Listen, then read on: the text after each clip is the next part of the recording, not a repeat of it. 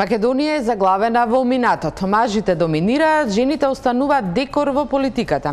Зошто политичките партии стравуваат да кандидираат повеќе жени за високи позиции? Кога Македонија ќе добие жена председател или премиер?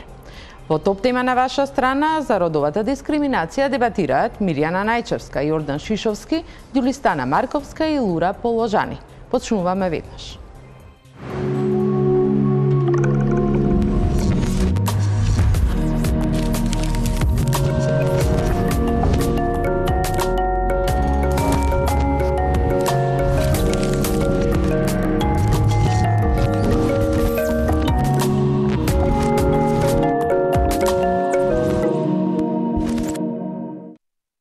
Добро вечер во топ тема на ваша страна. Кампањата за локалните избори почнува в понеделник. Кандидатите се веќе познати. Меѓу нив само 6 жени во трката за градоначалници. Зошто партиите не ја менуваат политиката, но и кој се виновен за родовата нееднаквост? Вечерва на оваа тема дебатираме со Мирјана Најчевска, експерт за човекови права, Јордан Шишовски, истражувач, поранешната пратеничка Ѓулистана Марковска и политикологот Лура Положани. Добро вечер за моите гости. Пред да почнеме со дебатата, да го видиме прилогот, фактографот на Огнен Чанчаревиќ за сегашните и минатите кандидати за локалните избори за изразената родова нееднаквост во владата, во дипломатијата и на сите високи позиции во државата. Колку се рамноправни мажите и жените во политиката во Македонија покажуваат локалните избори кои ќе се одржат кон средината на идниот месец. Политичките партии очигледно многу повеќе доверба имаат во машкиот кадар, бидејќи само 6 жени се номинирани за кандидати и ќе се борат за градоначалничката функција. Можноста да добијат жена градоначалник на овие избори ќе имаат Скопје, Арачиново, Битола, Могила, Тетово и Чаир. Во останатите општини во фотелјата ќе седне маж, без разлика на исходот од гласањето. Во моментов, од 81 градоначалник во Македонија, оваа функција извршуваат само 4 жени, или вкупно 5%. Тоа се Теута Арифи во Тетово, Билјана Беличанец Алексич во Кисела Вода, Жанета Чушевска во Градско и Анастасија Олумчева во Богданци. Интересно е да се напомене дека на локалните избори во 2009 година не беше избрана ниту една жена за градоначалник.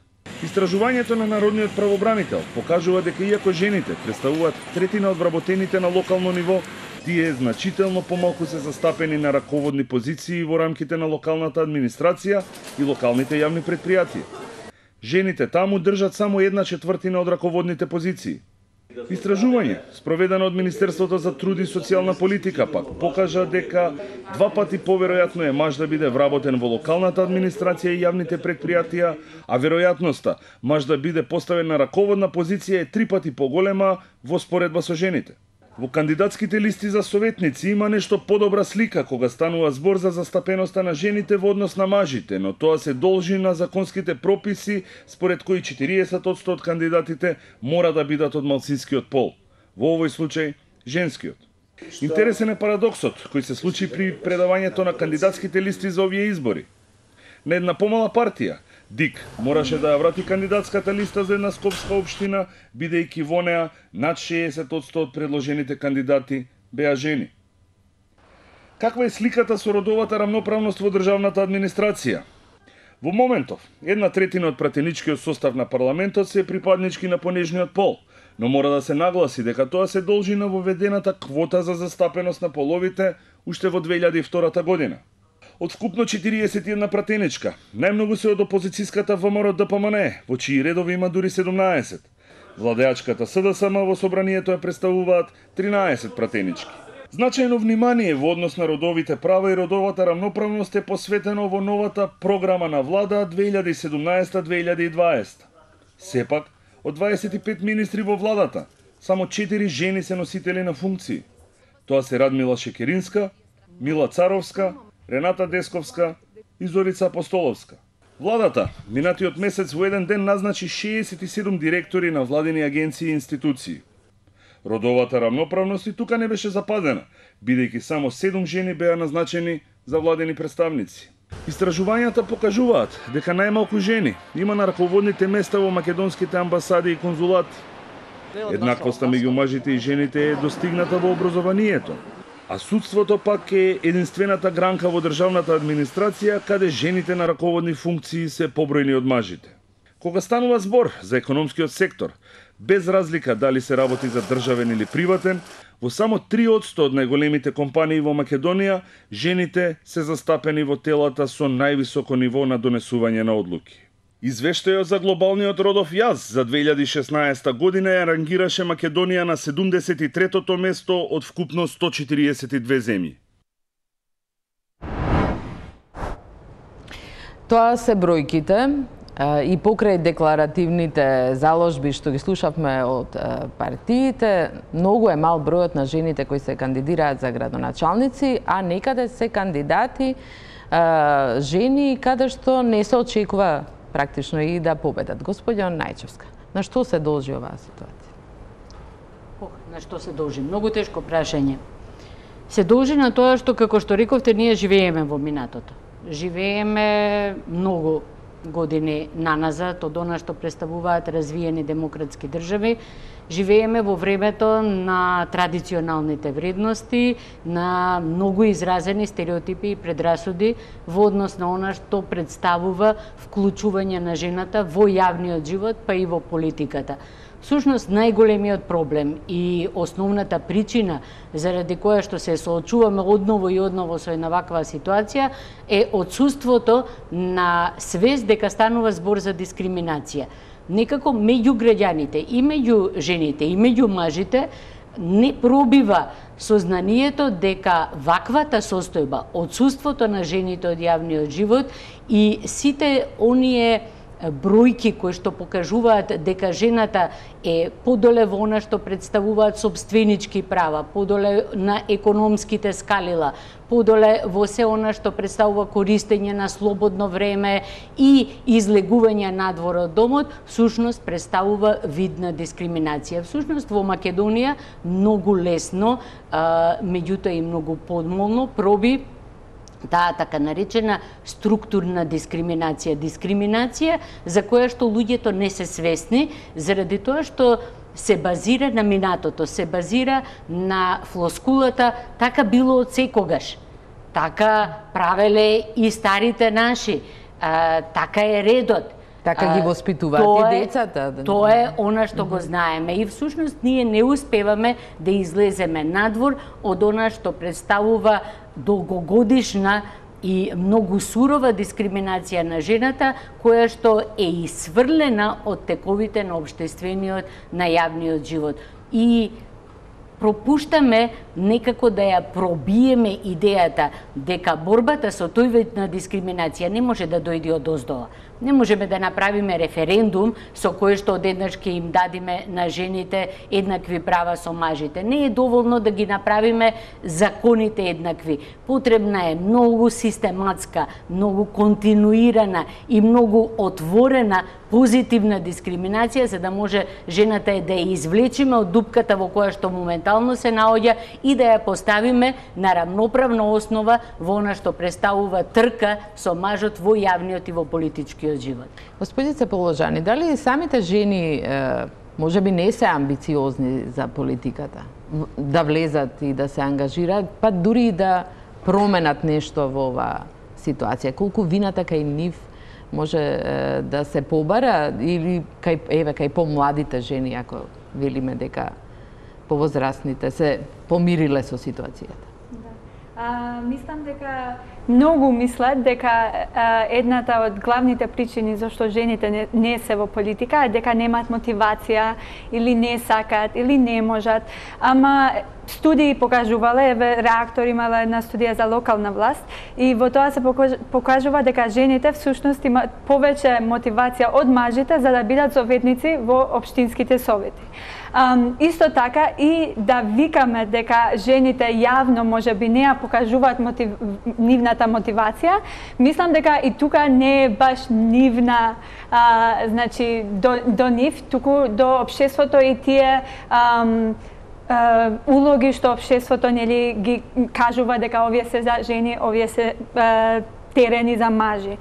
Мислам дека многу често што се случува е дека самите жените се блокираат можеби во тие мотивации, имаат мотивација, но мислат дека не можат да одат напред и фактот дека секогаш кога ќе има нови министри или нови директори, повеќето од нив, ако не сите понекогаш се мажи, помага на таа идеја дека и да си жена, и да имаш мотивација, и да работиш многу, тоа не значи дека ќе постигнеш многу таму каде што сакаш. Исто така мислам дека во времето кога имаме малце по-прогресивни или по-либерални views или погледи во оваа тема, се случува една работа што се вика moral licensing од Малком Гледуел или морално лицензирање, кога луѓето мислат си ставевме една министерка жена или две министерки жени, па сега можеме, не само што завршевме, ама тоа ги поттикнува луѓето до некаде да одат и можеби во спротивен смер, да прават некој закон што не е баш добар за жените, само зашто си викат, па ние сме ставиле жена министерка, тоа значи дека ние сме прогресивни во ова тема. Значи има и стрикно е за жените да влезат, ама и кога ќе влезат, и тогаш има проблеми со ова лицензирање, моралното лицензирање што го прават и партиите и луѓето сами. Господин Шишовски, според процентите што ги видовме од прилогот, вие практично се чувствувате како жените во владата, во окружување, сите сме жени, само вие машили на кандидатска листа за градоначалници, на пример. На што мислите дека ова се должи? Дали очекувате, новата влада се залагаше, подготвува некаква стратегија, меѓутоа и во самата влада има малку жени. Како тоа го коментирате? Први сакам да искажам задоволство што на панел со волку битно прашање кој што е родовата еднаквост учествуваат и машки. Тоа е, да речеме, кај нас многу ретка работа. Постои општествено гледиште дека тоа е внатрешно женско прашање. Меѓутоа, родовата еднаквост не е прашање на жените, туку тоа широко општествено прашање кој што се однесува и на мажите и на жените. Значи не е прашањето само колкав број на жени ќе има во институциите, туку и квалитетот на односите помеѓу луѓето на таа маса на која што ќе седат. Да речеме, неодамна имаше, пред некоја година имаше некој од партиите, организираше по повод 8 март надпревар на жените во правење на зелници. Разбирате, ако вие градите однос дека жените се суштества кои што готват или гледаат деца, тогаш таков однос не ни треба. Нам ни требаат охрабрени, моќни жени кои што сигурно ќе стојат на тие позиции и мажи кои што кон жените ќе гледаат како на своји рамноправни колеги. Значи нас не ни требаат класични или балкански дудуци кои што ќе ги замолчуваат жените и кои што ќе доминираат, бидејќи културата кај нас е не само кај нас, значи ова во цел свет, насекаде, дури во најнапредните држави како што е, да речеме, Норвешка, кај што сите квоти се постигнати на еднаквост, сепак постои таа структурна поделеност, бидејќи искуството на бидување машко и бидување женско е многу различно. Тоа не произлегува од самото биолошка разлика, туку произлегува од очекувањата кои што општеството ги наметнува врз малите деца. Например, неодамно имаше истражување на кој што на бебиња им се даваат слики од бебиња на две групи на луѓе и не им се кажува родот на детето, на бебето, и се бара од групите да оценат кои емоции ги имаат бебињата. Оние што мислат дека на кои што им се кажува дека е машко, имаат различна перцепција на емоциите на бебињата од оние на кои што им се кажува дека е женско бебето. Што значи дека и родителите кон своите деца различно гледаат кога се машки, односно кога се женски. И понатаму целата култура поставува одредени изместувања, односно изместување на природата, бидејќи цивилизацијата е нешто кое што ние го создаваме свесно. Така што онаа трансформација која што треба да направиме не е само на квотите, тоа е првиот и нужен чекор кој што е неопходен, туку и на целата култура во целото наше општество и во целиот наш однос. Еве, например, еден многу ситен момент кој што го забележав и се обративте на госпогица Положани. Пазите, јазикот колку ни е колку не притиска јазикот. Значи, господјица е деминутив од господја. Да речеме, мене не би ми се обратиле како господинче Јордан. Да, немаме во дури јазикот. смешно изгледа. Значи, сега, јазикот не можеме туку така да го менуваме, меѓутоа оние работи врз кои што имаме свесност и во односот, да речеме, од мали години момчињата се учени да доминираат на маса. И затоа кога ќе седат избори, дури и мал број на машки во просторијата, пак ќе доминираат. Така што трансформацијата што е неопходна не е само на жените, туку и на мажите. И затоа мора, според моје мислење, и мажите да бидат активно вклучени во целата таа општествена дебата со цел и они да се поучат, бидејќи треба да ги поучиме и жените, но и мажите во сето. Господја Марковска, да се вратиме на политиката, како одамна изгледа во една партија да се биде жена, да вие бевте пратеник во собранието.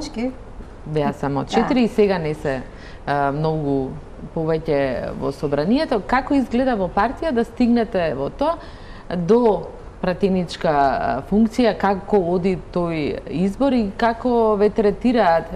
Пред да ми одговорите, да споменам дека во телевизијата на моите колеги се јави една жена од општина Илинден и се пожали дека не успеала да стигне како кандидат за градоначалник внатре во партијата, меѓутоа не се охрабри да зборува јавно за тоа, што покажува и какви се односите во таа партија, која не се разликува многу и од другите. Да, како изгледа тоа внатре во партијата? Видете, или ако не? Јас сум поборник на тезата на тоа дека во животот секој добива она што го бара или она за што ќе се избори. Ние веќе долги години поред зборуваме за стереотипите и за предрасудите уште од турско време, 5 века бевме под турско робство, иако турците успеа да се изборат и во една толку многу милионска држава ја добија Тансу Чилер како една од многу способните премиерки што ги има. Значи, квотите не помагаат, се виде. Не од аспект на тоа дали вие ќе поставите секоја трета, секоја четврта жена, па ако сакате дури и втора да биде. Ние не го добивме оној сензибилитет на женско размислување во кое што секој добива она што го бара, односно она за што е способен. Се почнува, се согласувам, сите тоа го рекоа, уште од дома, од предрасудите, вклучително еве и јас имам и момче и девојче во кое што во кога беа помали многу ми беше битно мојата керка да го намести креветот за сметка на синот кој што не мораше тоа да го направи. Меѓутоа генерациите се менуваат и тоа е она доброто што се случува не во Македонија, во регионот и воопшто во светот. Веќе керка ми вели не, тоа не е моја работа или тој мора да го заврши ова и веројатно работите ќе се сменат, меѓутоа прашањето е дали во ова време.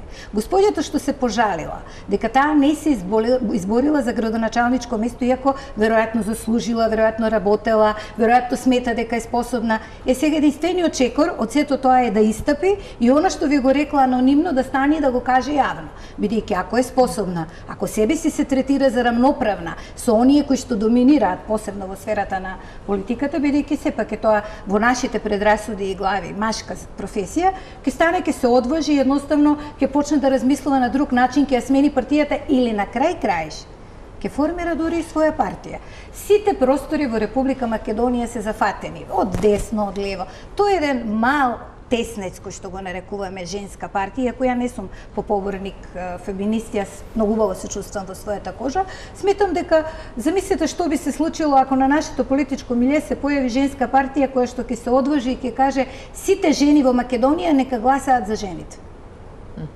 Во самите партии, сите партии имаат своји организации на жени, меѓутоа ние како граѓани она што го гледаме е обично собир на тие организации на жени кои го слушаат лидерот. Ама тука се и мажите и жените, а жените се малку поголеми послушнички, веројатно тоа нешто се пренесува и од домашното воспитување, бидејќи сепак имате подредени односи во семејството, подредена хиерархија пак машко-женско во семејството и тоа се пресликува и во политичките партии, и па ако сакате во јавните претпријатија, воопшто секаде. Жените не се одважуваат, бидејќи немаме и развиен систем на кариера, еден поинаков тип на култура што претходно беше речено, да се одважат и да кажат тоа мене ми припаѓа, јас сум способна и јас треба тоа да го добијам.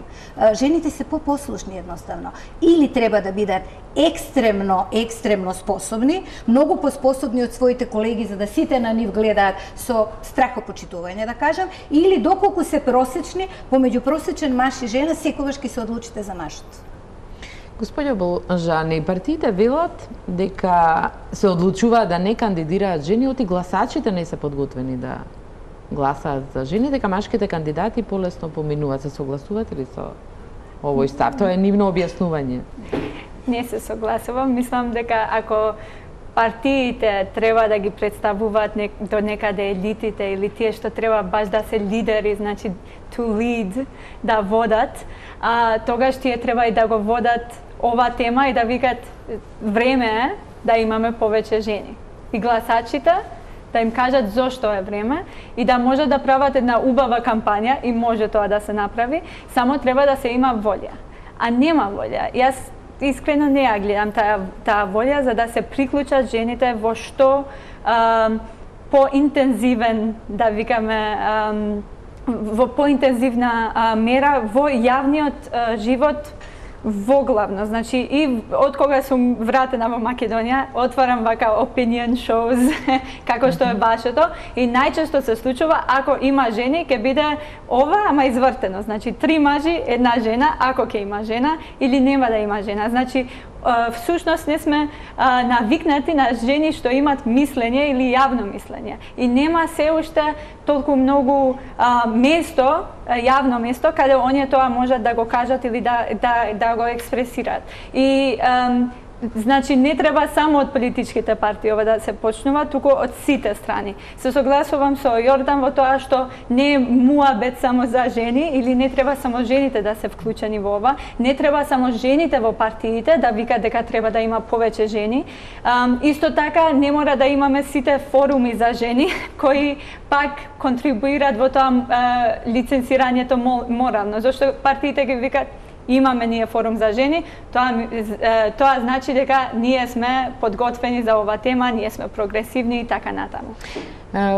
Да останем уште малку на локалните избори и се спомена и во прилогот дека на советничките листи се успеа да се даде таа квота, меѓутоа дали тука сепак партиите протнуваат и успеваат и натаму да дискриминираат? И што загатна Лура, кога не кандидираат жени, партиите велат дека прават анкети и според анкетите излегува дека машките кандидати се добитната комбинација. Значи веќе реков, анкети не сме, референдум не сме. Ова е прашање кое што мора од озгора надоле да се реши, заради тоа што зад проблемот стојат стотици и илјадници години на дискриминација. Значи, ние не можеме да бараме од жените сами да се одважат. Никако. Ние мораме да ги ставиме во такви услови за да можат да се одважат. Наместо да ги ставиме во такви специфични услови, да ги поддржиме, да им помогнеме, всушност заедницата е многу сурова кон жените кои што ќе се впуштат во политиката. Прво тука се сите оние сексистички забелешки. Значи, кога ќе се впушти жена во политика, па што да ви кажам, од највулгарните работи кои што се поврзани со сексот, до начинот на облекување, до занемарувањето на домашните работи и слично, ќе бидат изнесени.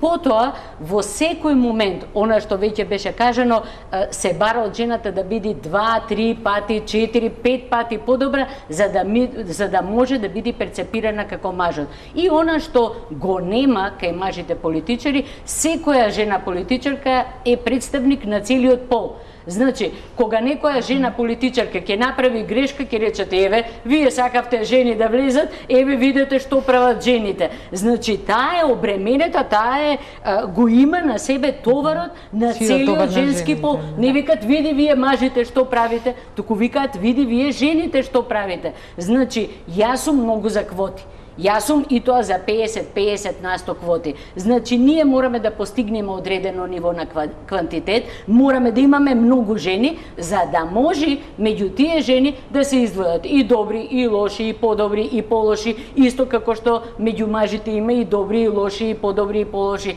и слично. И тогаш дури да почне да се разбива онаа шема во главите на луѓето, која што ги сместува во одредени различни чекмежиња и која што им дава различна улога. Меѓутоа, тоа е само почетокот.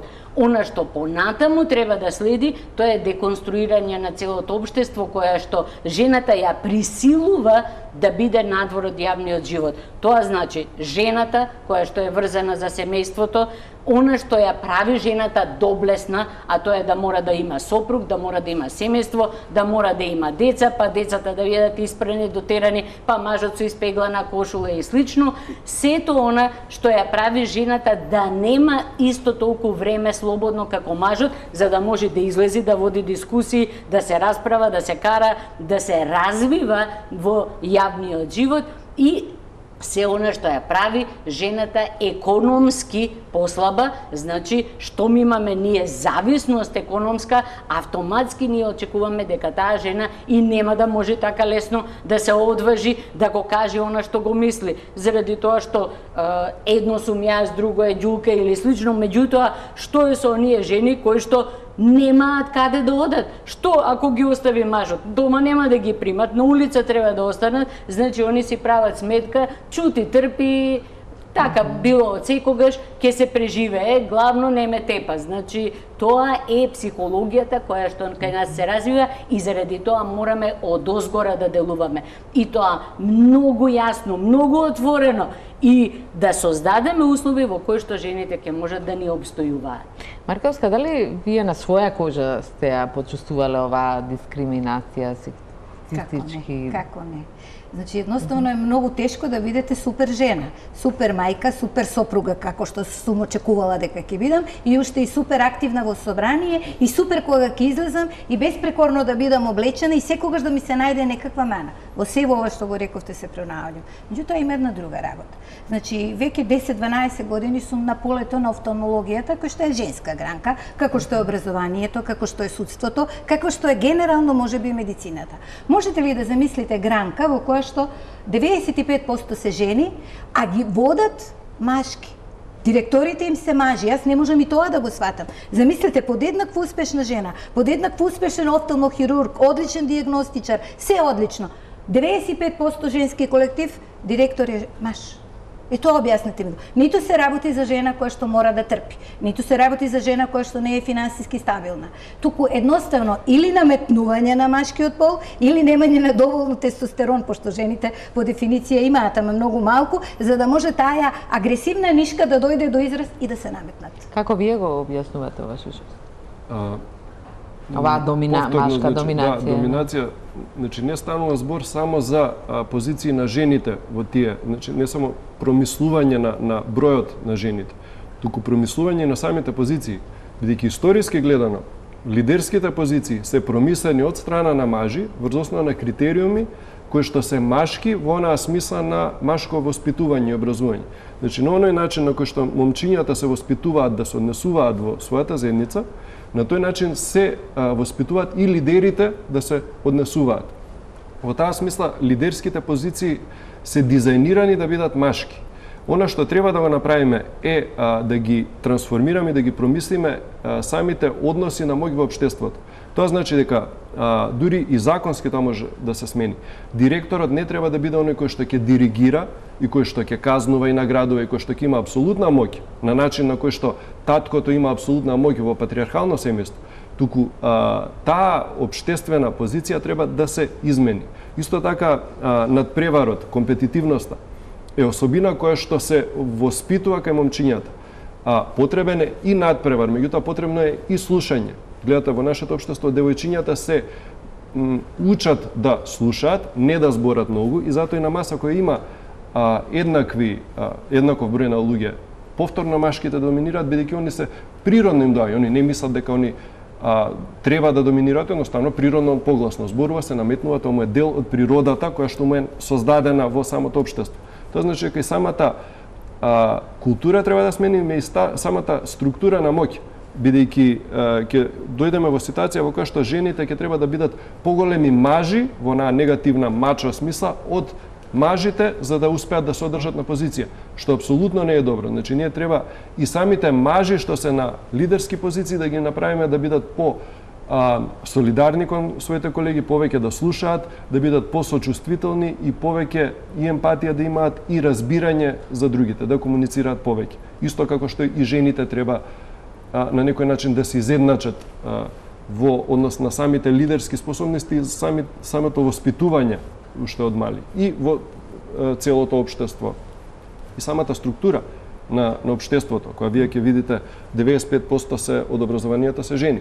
Во Британија 99% се мажи во образованието. Да, рековме веќе има женски. Не постои ништо машко или женско во одредена професија. Дури и во владата министерка ќе добиеме во образование, во култура. Добро, сега имаме еден исклучок одбора, меѓутоа дури и тој исклучок е направен како што рече професорката. Ја не се согласувам со тестостеронот, се согласувам со ова, дека ние ги учиме децата да бидат машки и женски. Значи, тоа се родови улоги кои што ние им ги наметнуваме. Ако погледнете какви се девојчињата на почетокот и во градинка и слично, посебно заради тоа што на одредена возраст тие побрзо се развиваат физички и се поголеми, се борбени и се тепаат, и маваат, и кубат, и гризат и се изборуваат за своето место. Меѓутоа, на секаков начин, пред се, со казнување и со наградување, тие се учат дека мораат да се повлечат, мораат да попуштат, мораат да се однесуваат на начин кој што е прифатлив за заедницата. Истото тоа важи и за машките. Не смеат да плачат, не смеат да бидат емоционални, не смеат да си играат со кукли, затоа што веднаш ќе бидат казнети. Ќе бидат казнети не мора физички, туку со подсмев, ќе бидат казнети со изолација, ќе бидат казнети дури и со булинг, заради тоа што се излегуваат надвор од родовите улоги. Значи, не е точно дека жените по својата природа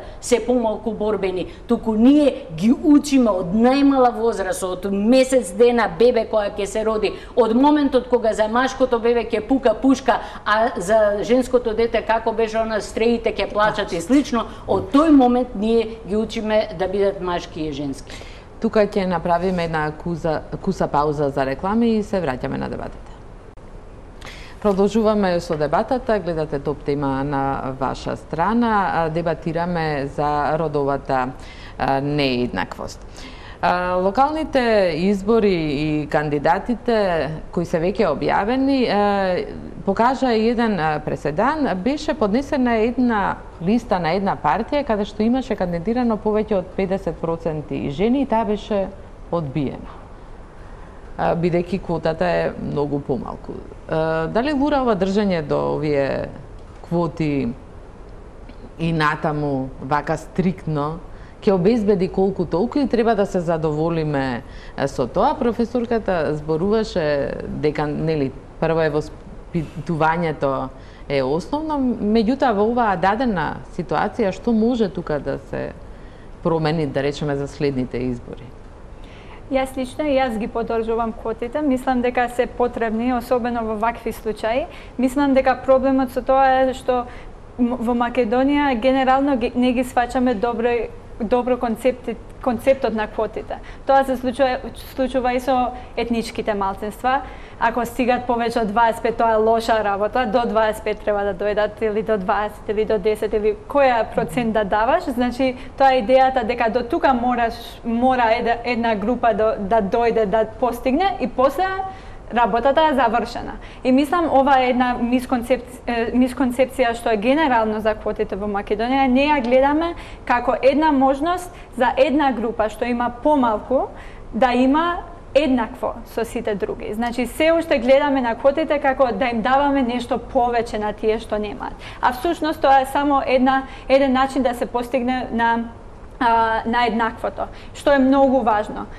Исто така, мислам дека генерално кај жените кога се стават во листите, се гледа како се подметнуваат на листите. Значи, си ги ставевме овие жени, не зашто се добри, не зашто се вешти или паметни, туку зашто моравме да ги ставиме. И мислам до тука во оваа проблематика и партиите имат голема улога, зашто мислам и тие ја употребуваат таа наратива, барем со нивните активисти. Во смислата дека мора жена да се ставиме, па ајде секоја трета или ајде секоја втора. Ама не е проблемот тука кај системот на квотата. Тука е проблемот како зборуваме за квотите, какви наративи формираме во врска со еднаквоста, дека секогаш мислиме дека со права даваме повеќе права, а тоа во Македонија се уште не сме дошле во таа добра стад ни жени, ни етнички малцинства, каде можеме да викаме премногу убаво ние. И партиите треба да ја сменат наративата. Се согласувам со професорката дека ова е повеќе топ-даун од bottom-up approach, во смислата дека треба да дојде од горе и треба да се прават повеќе промени не само во видливоста во емисии или во телевизија, не само во видливоста во централната власт, туку и секако во локалната власт, каде што е најблиску до граѓаните и е најблиску до и помладите, нели, за да можат да видат какви икони или модели може да имат за воиднина. Ако ми дозволите, само во врска, не знам која е тоа партија, бидејќи не го пратев денеска ова со одбивањето. Не ги кажуваме, бидејќи кампањата уште не почнува. Не, меѓутоа тоа е сериозно лошо толкување на законот и веројатно заслужува уставно толкување. Затоа што кога законодавецот рекол секоја трета или секоја четврта да биде жена, тоа значи да биде минимум. А ако е над минимум, тој не рекол законска форма во која што сето тоа што е над минимум ќе биде толкувано како незаконско. Тоа е апсолутно погрешно. И верувам дека доколку стигне до законодавно-правната комисија, односно до Уставниот суд во овој случај, бидејќи се работи за регулатива која што е толкување на законска материја, тогаш веројатно ќе биде прогласено за ненадлежно. Нема да се прогласи Уставниот суд за ненадлежен, меѓутоа во секој случај не е исправно политичко и законско толкување. Таа партија која и да е била во право, бидејќи го обезбедила минимумот. Се што е над минимум не значи незаконско. Значи има една многу интересна формулација, вика помалку застапениот пол.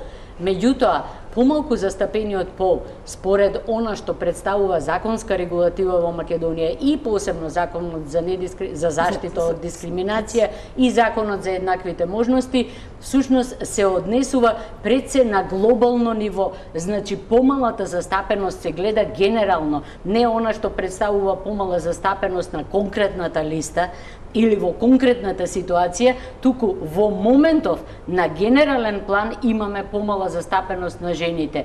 И да, таа партија, за која што ја знам точно која партија е, дефинитивно би требало да оди понатаму, може би пред Уставен суд или да се побара, може би уште подобро, автентично толкување од собранието, за да може да се избегне ваква ситуација. Точно така, за да не се повторува, не заради друго. Веројатно законодавно-правната комисија во правост.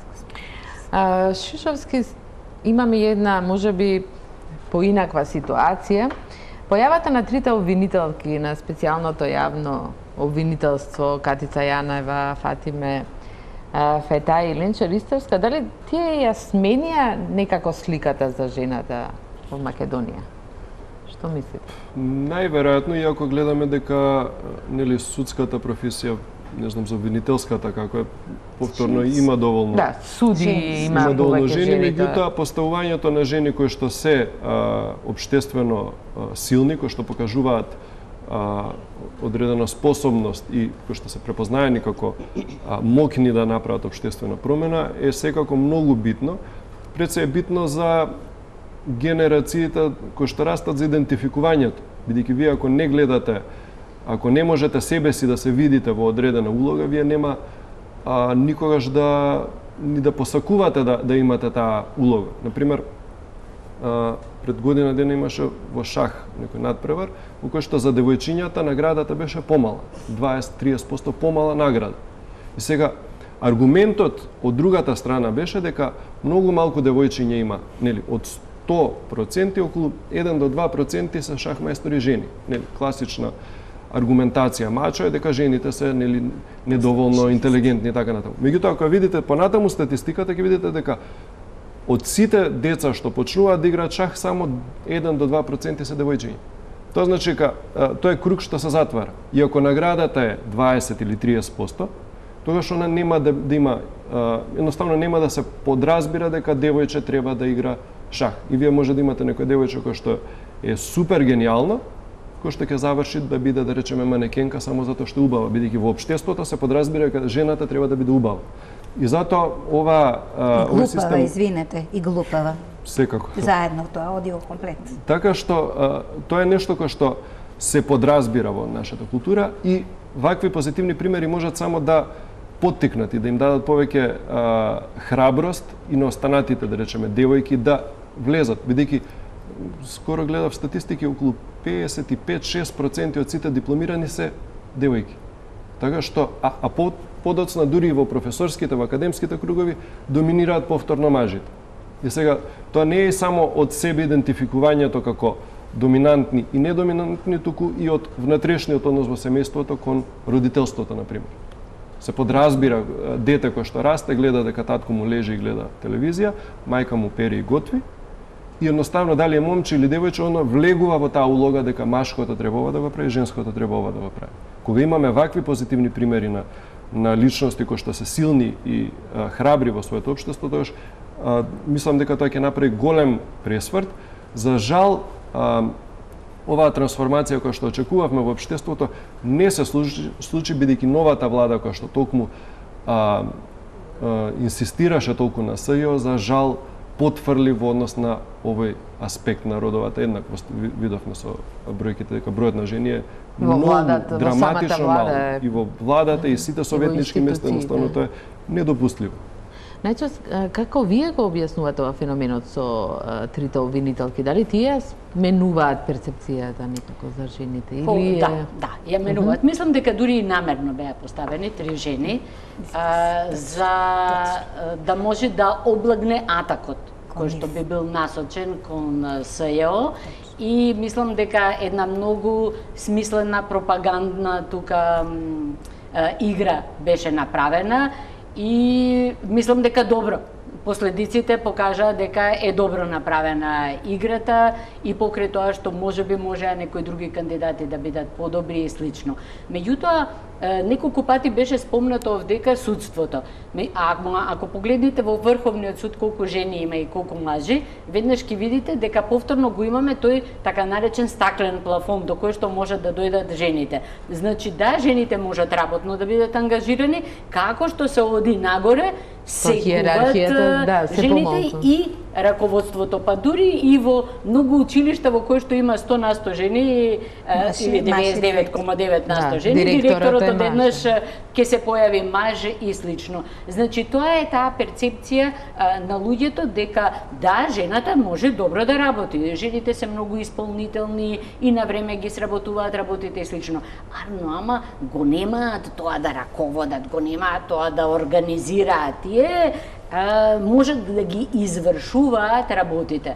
Значи тоа е едниот елемент, тој стаклен плафон. Другиот елемент е извлекувањето на жените од она што се перцепира како чисто машки не професии, туку места. Да речеме, доколку ги погледнете комисиите, тие што се бават со безбедносни прашања, тие што се бават со контрола на УБК и слично. Значи, сите оние места каде што се решава за животот и смртта, каде што се решава за војна и мир, каде што се решава за прашања кои што па и меѓународната сфера која што ја спомнавте, кои што излегуваат малку надвор од она што представува внатрешно делување, веднаш се покриени од мажите. Па може да се видат некои конференции, навистина само мажи и онака се обидуваш да најдеш некоја жена и ќе видиш секретарка, супер.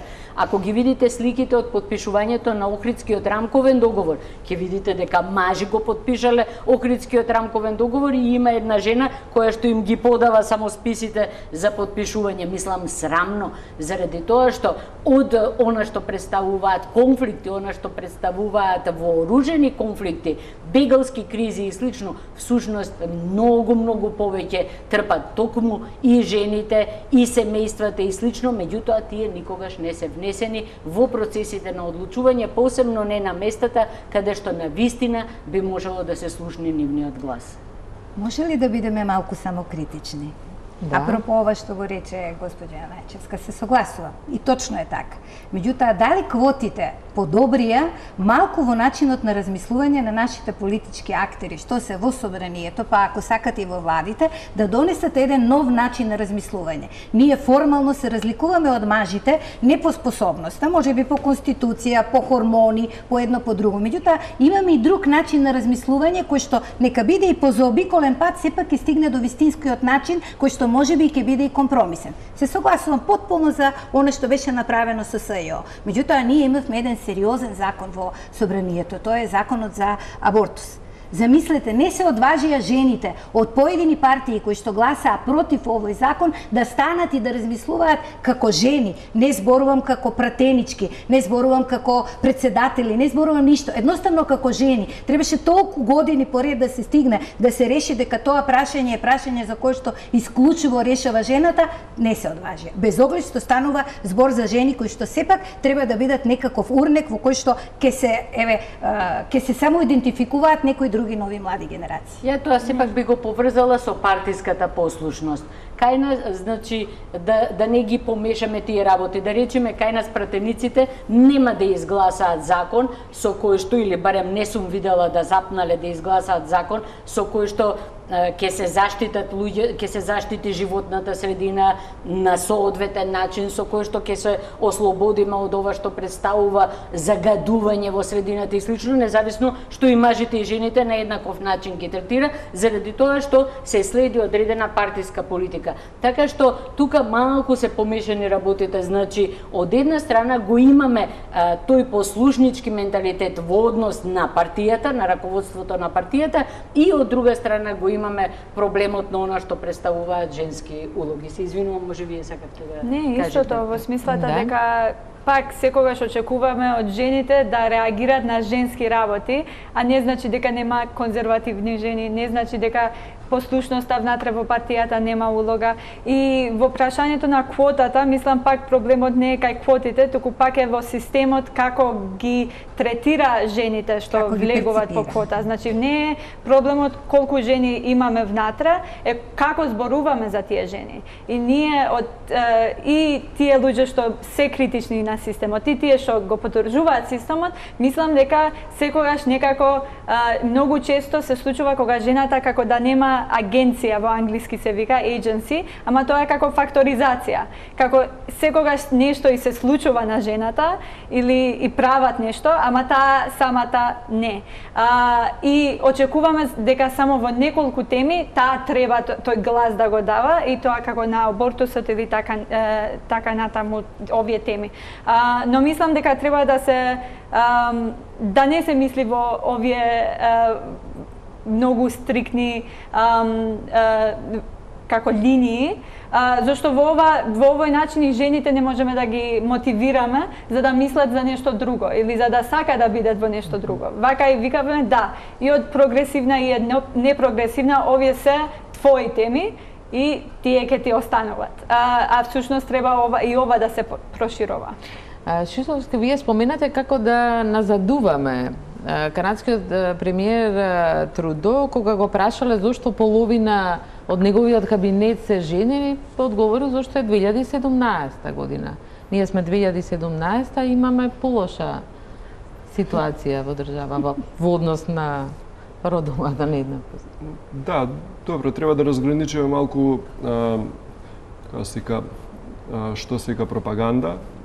Значи, многу јасно канадскиот премиер прави пропаганда, бидејќи во Канада, иако е далеку понапредна од Македонија во однос на сите работи, повторно го има тој проблем и со жените, и со другите малцинства, иако Канада е навистина пример во светот за многу Мислите дека тоа го прават, и во Албанија добивме влада каде што половината се жени, а не приближно толку демократска колку Канада, или во Србија добивме геј премиер. Дали тоа го прават навистина искрено или е тоа само начин да се добија гласачи? Зашто го прават? Главно пробива.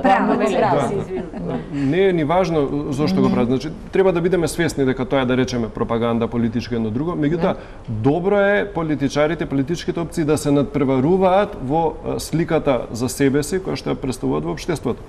Бидејќи после ова негативната дискриминација не е структурно решение. Тоа е како бастумче, ме разбирате, ако сте скршиле нога, вас ви треба бастумче дур да проодите.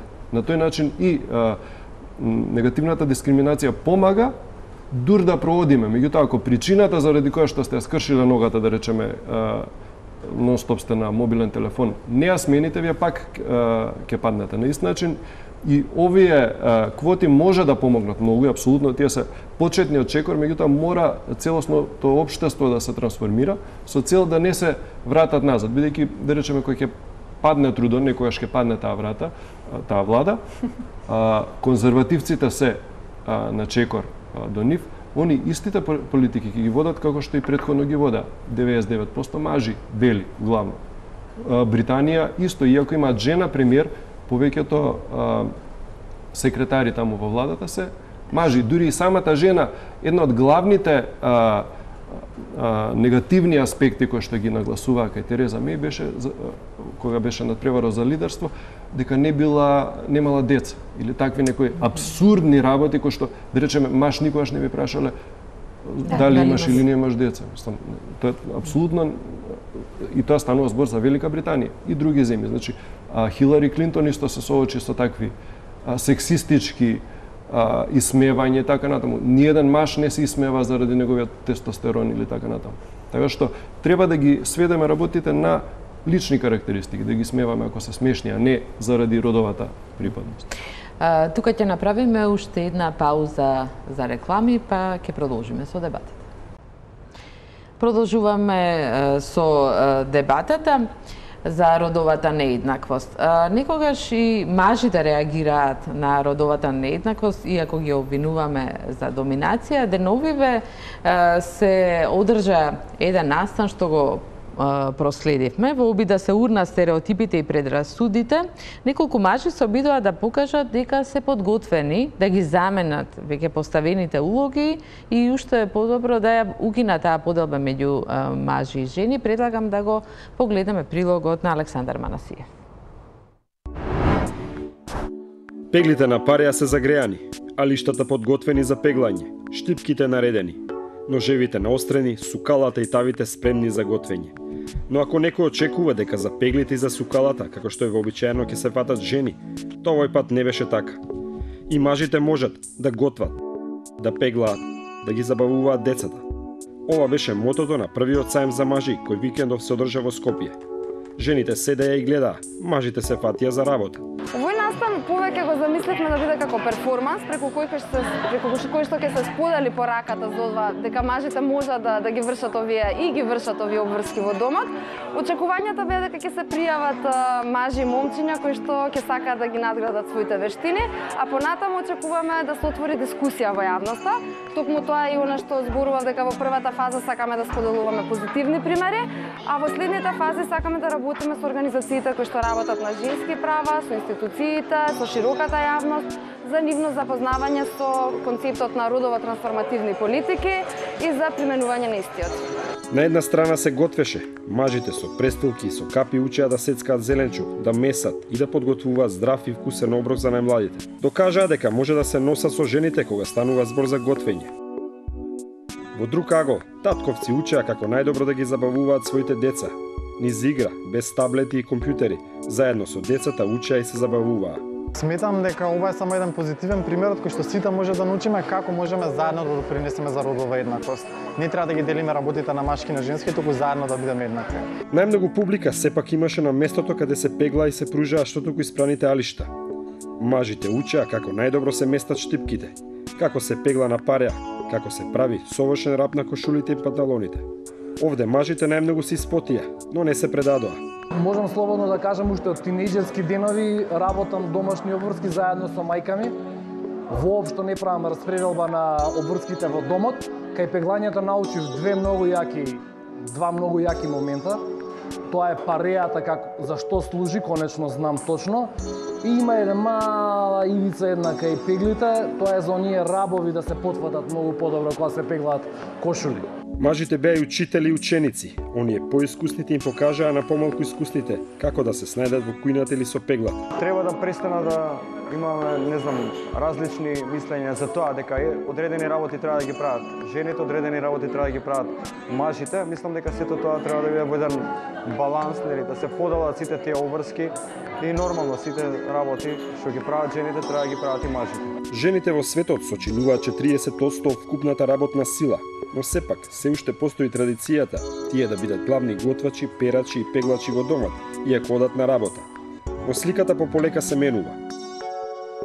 Тие стереотипи време Македонија во моментов е во фаза во која што може гласно да збориме за нив, да ги изнесеме на виделина и еден по полека да ги елиминираме. Не постои поделба на машки и женски работи. На крајот талиштата беа испеглани, оброците подготвени, децата весели, а мажите заслужено заминаа со дипломи со кои ќе им докажат на своите сопруги дека и мажите можат.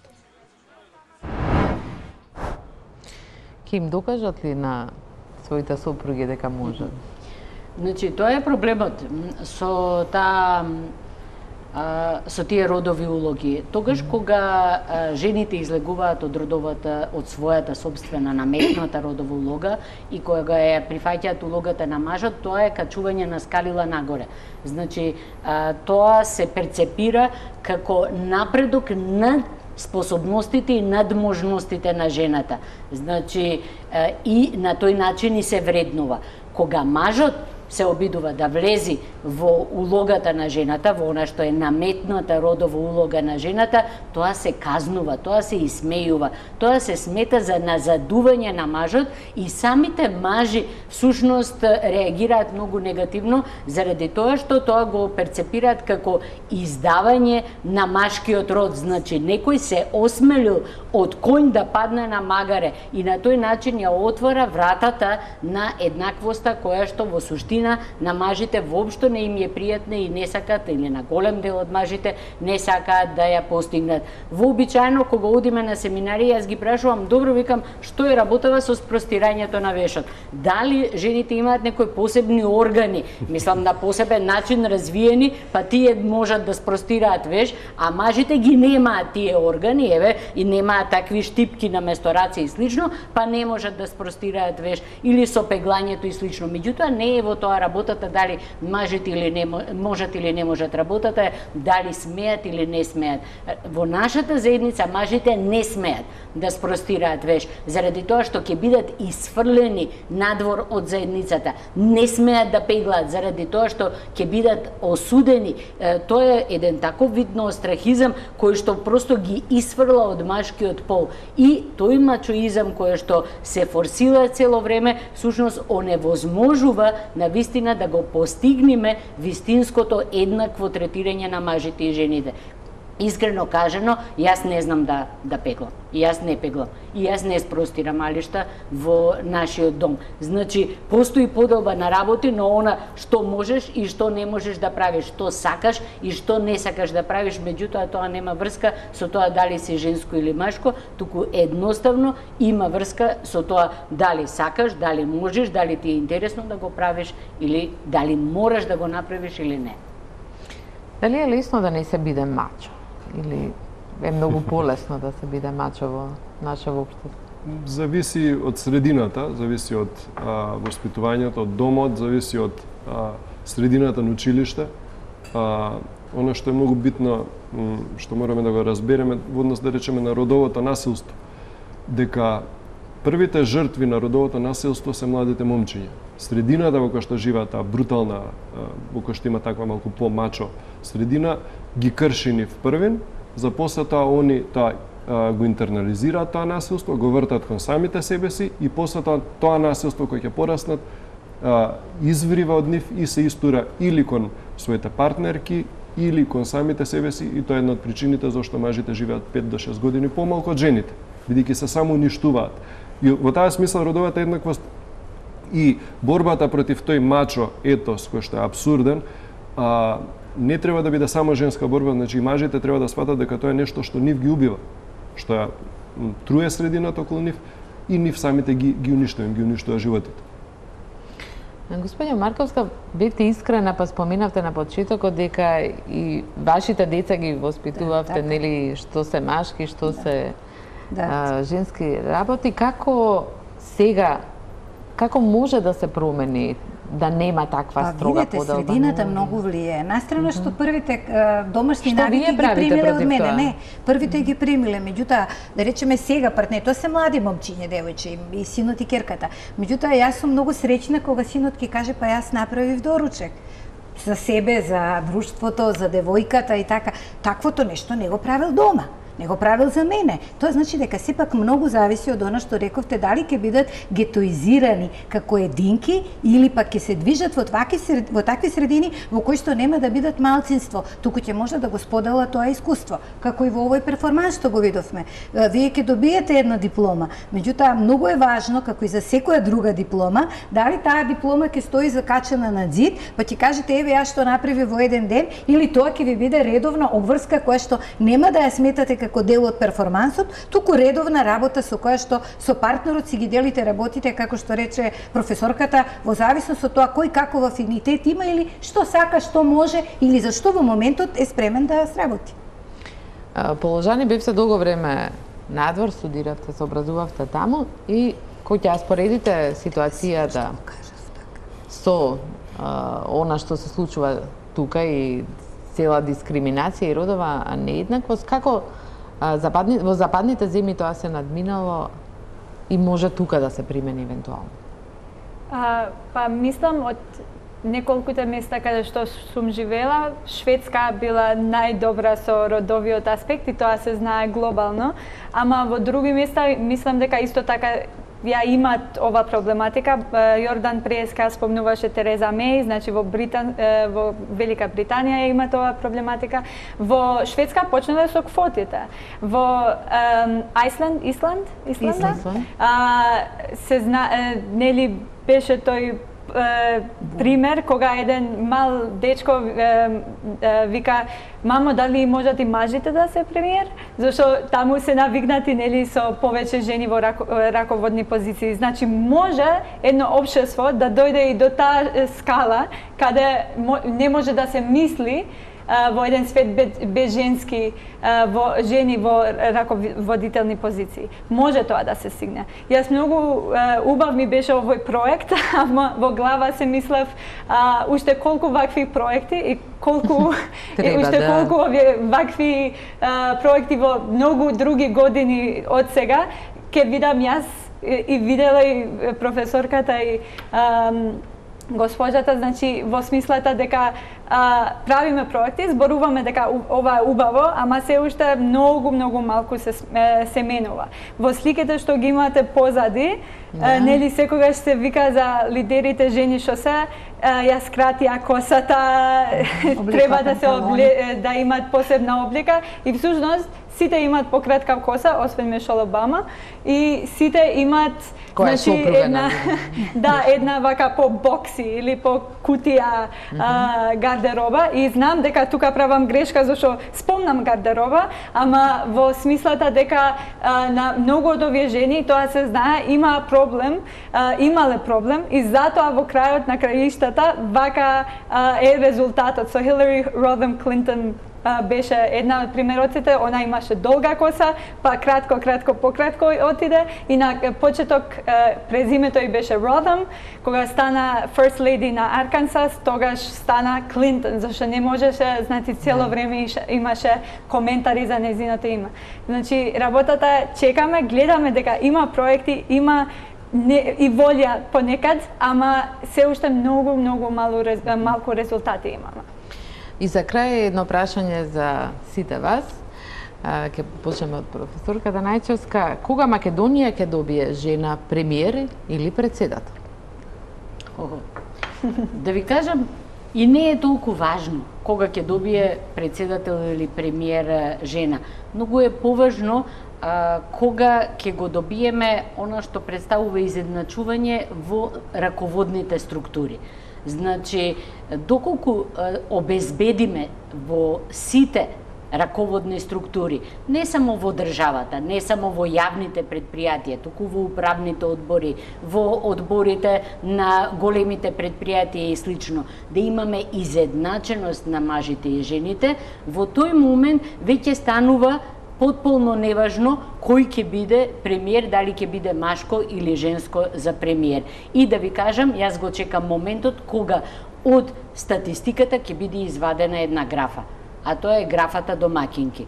Само во нашата официјална статистика, никаде другде во светот нема таква графа во која што вика дека 230.000 население не е активно, се домакинки и тие се 100% жени, нема маж. Значи, со самото тоа, ние велиме дека имаме општество во кое што имаме една посебна структура во која што можат да бидат само жените, независно од нивните биолошки карактеристики, да речеме не се тоа мајки, не се родилки, не се доилки и слично, туку се жени домакинки. Во моментот кога ќе имаме жени домакинки и мажи домакини во таа графа, мислам дека тогаш ќе можеме да очекуваме дека сме стапнале во 21. век. Марковска, кога ќе има слика на жена од Македонија во ова ја во друштво? дел се согласувам, може ние заради нашиот добар имидж да избереме, меѓутоа родовата еднаквост нема да биде комплетно завршена работа. Ние можеме да избереме и председател на држава жена. Меѓутоа, ако ги имаме сиве овие проблеми, повторно сме назад. Значи, јас ќе бидам среќна оној момент кога навистина ние, во зависност ќе излезат пописните резултати, важда кога тогаш ќе направиме пописи, ќе видиме или дека жените се еднаков број со мажите, или можеби дека се и повеќе. И во зависност од тие резултати ќе направиме закон, а во Македонија тоа е можно само со закон. Во овој момент со никакви вакви други перформанси и проекти, што сакате правите, тоа е тоа. Ќе бидат на беззначајни улоги, некој ќе се наметне, некој ќе биде попослушен, некој ќе каже дај да ја ставиме за да поминеме од редот, меѓутоа кога ќе се постави еден ред во кој што ќе се каже дека 51% за да биде формално, правно, легитимно, легално избран орган во било која сфера, па дури и управните одбори на приватните компании, во Норвешка веќе и тоа е направено, не може да биде регистриран и легитимен, односно во централен регистриран, формиран како компанија која ќе бидат жени, тогаш веќе ќе кажеме, ние во тој дел сме еднакви, сега веќе не е битно дали е маж или жена, способностите решаваат. Тоа е најважното, веќе нема да прашувате дали е маж или жена, сега не е ни важно на крајот на криштата, дали вие знаете да ја работите таа работа или не. А тоа ќе се постигне со закон. Шишовски, за вас малку ќе го променам прашањето. Дали ќе поддржите вашата партнерка да се кандидира на председателски избори? Како ќе се чувствувате вие како сопруг на идна председателка или премиерка на држава?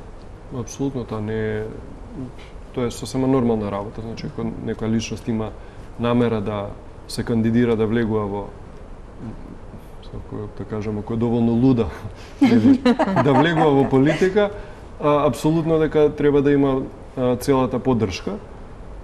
И во таа смисла и родовите односи треба да бидат така воспоставени да партнерите си даваат поддршка едни со други. Но исто така ќе се согласам дека проблемот е повеќе културен и структурен и по темелни промени се потребни со цел да се трансформира ова општество, да имаме поправедно и поеднакво општество. Тоа нема да се случи преку ноќ. Потребни се одредени чекори кои што се може би така недоволно симпатични, бидејќи може дел од овие ефекти, ние не зборовме за тоа, може да ни се удрат како бумеранг. Да речеме, гледате во подемот на современата десница, углавном се млади фрустрирани момчиња, ме разбирате. Така што треба овој аспект да се гледа кај сите, едноставно да се образуваат и едуцираат, значи и момчињата, и девојчињата, и мажите, и жените, и целото општество. Лура Положани, вие навлегувате во политиката. Дали би се кандидирале за иден председател на Македонија? Да влезам на политика, дефинитивно. И да немав надеж дека некогаш би победила, зашто сум и жена и албанка. Значи во две нивоа, ама мислам дека треба. Мислам дека што повеќе, особено млади жени, имат храброст тоа да го прават, треба да го прават. Ако за ништо друго, тоа е само за да бидеме повидливи и за да можеме, значи, тие мислења што ги имаме за било која тема, да можеме да ги прикажеме до јавноста. Ви благодарам сите на учеството, а вам ви благодарам што не гледавте. Останете со програмата на Телма. Имајте пријатна вечер.